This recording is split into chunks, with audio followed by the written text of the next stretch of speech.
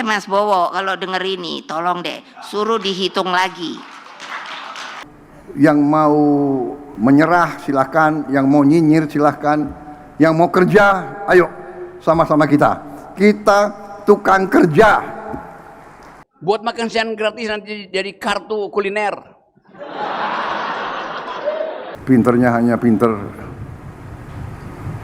bicara, pinter analisa, tapi analisa yang saya tidak mengerti dasarnya apa.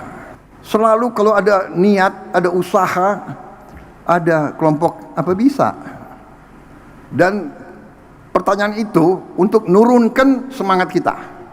Kita memberi program makan bergizi, ada yang menentang, ada yang nyinyir. Dan yang nyinyir kagetnya tuh ya ada yang profesor nyinyir gitu. Tapi nggak apa-apalah, ya kan? Biar nanti profesor belajar dari Ustadz Adi Hidayat gitu. Jangan-jangan dia profesornya di ruangan, nggak tahu belajarnya apa, tapi di ruangan. Kita mau yakinkan tidak ada anak Indonesia yang lapar. Kita mau yakinkan tidak ada anak Indonesia yang tidak tumbuh badannya karena kurang gizi. Yang jumlahnya itu cukup banyak. 25% dari 4 anak Indonesia 1 kurang gizi. Yang 3 mungkin ya pas-pasan. Saya kalau keliling, saya lihat di Timur Tengah gurun pasir, desert, nggak bisa ditanam. Tapi rakyatnya, anak-anaknya tinggi besar.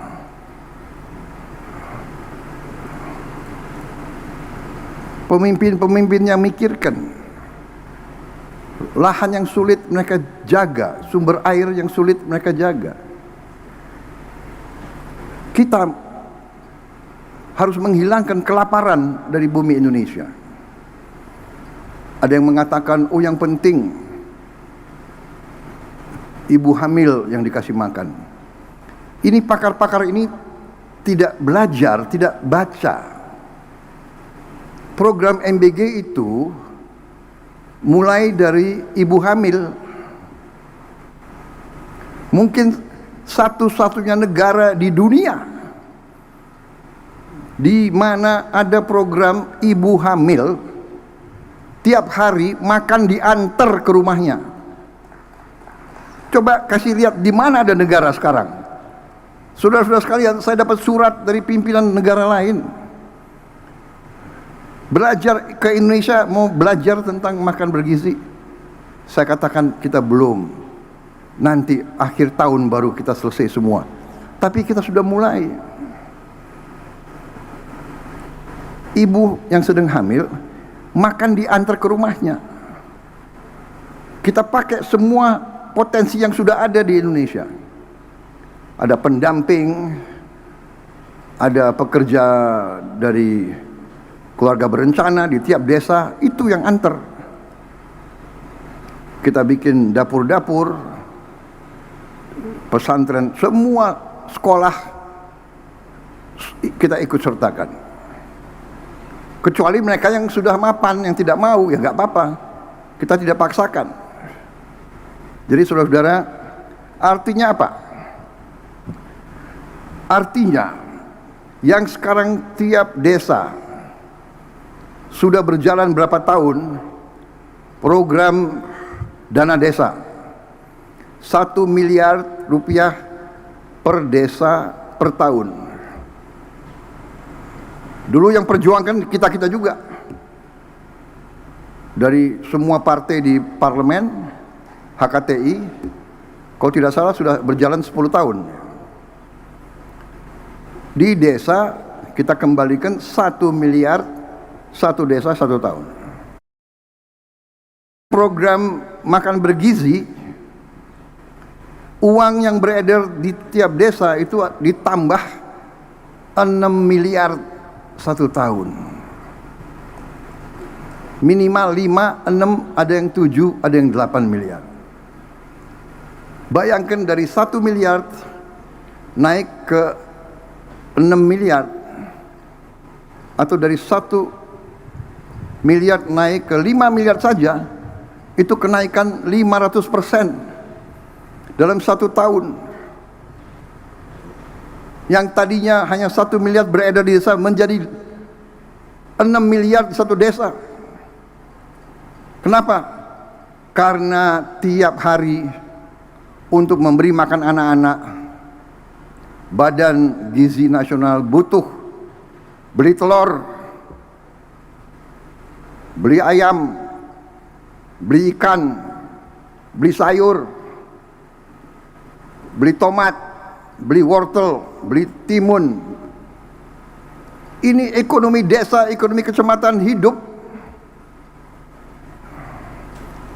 Saya baca kemarin ada profesor yang tanya, nggak ada gunanya koperasi di desa. Koperasi yang kita canangkan minimal 70.000 koperasi merah putih baru, kalau bisa 80.000. Katanya tak ada gunanya.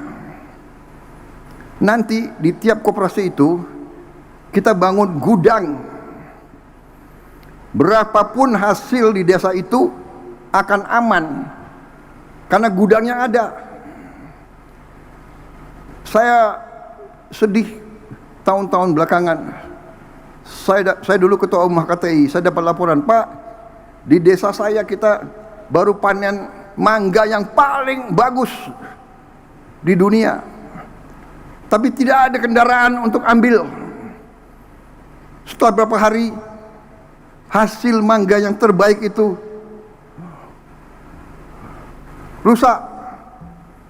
Nangis petani-petani di desa itu. Sekarang tiap desa akan punya gudang, tiap desa akan punya kamar pendingin.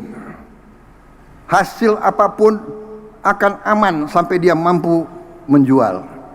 Dan tiap koperasi akan kita beri truk.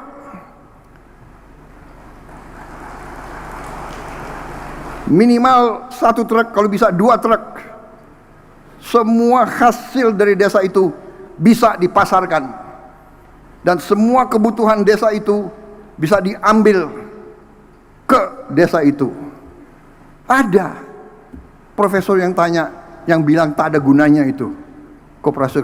Ya sudah, kita hormati pendapat dia. Nanti dia akan terbuka matanya, dan mudah-mudahan hatinya juga terbuka. Puluhan tahun keluhan rakyat kita, kalau panen harga jatuh, panen tidak ada yang ambil. Sekarang kita robah, kita tidak akan menyerah kepada kesulitan, kita atasi kesulitan. Saya senang tadi, apa itu, si Opung, apa itu, si Opung, solusi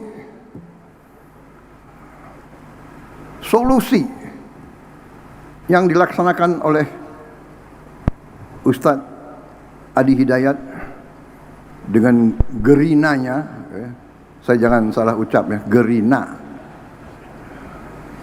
Ini ada nakal-nakal dikit ini. Gerakan Indonesia Menanam adalah solusi. Dan ini kita berikan solusi. Karena Indonesia besar, pemikiran kita harus besar. Jadi insya Allah nanti, makanya saya minta tunggulah 1 tahun, 1,5 tahun. Kalau nanti semua desa punya gudang, punya rumah pendingin, kamar pendingin, punya truk, yang 1 truk lebih kecil ambil hasil dari sawah, yang 1 bolak-balik dari desa ke kecamatan dan kembali. aliran pupuk lancar, aliran produksi keluar dari pelabuhan-pelabuhan, Indonesia akan bangkit. Pertumbuhannya, ada yang mengatakan apa bisa pertumbuhan 8%. Selalu kalau ada niat, ada usaha, ada kelompok, apa bisa.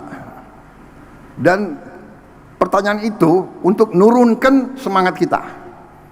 Ini adalah aneh.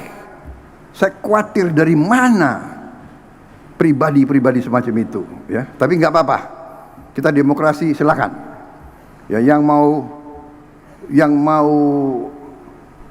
menyerah silakan, yang mau nyinyir silakan, yang mau kerja, ayo sama-sama kita. Kita tukang kerja. Iya kan? Kita buktikan. Hari ini bukti.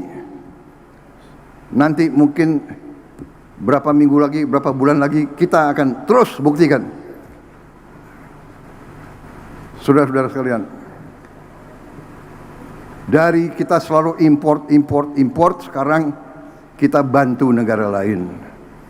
Bukan kita sombong, tidak boleh sombong. Kita selalu harus rendah hati. Tapi jangan kita rendah diri. Jangan menyerah sebelum berjuang. Apa bisa? Ya kan? Bisa. Uangnya dari mana? Ada. Dari mana uangnya? Dari penghematan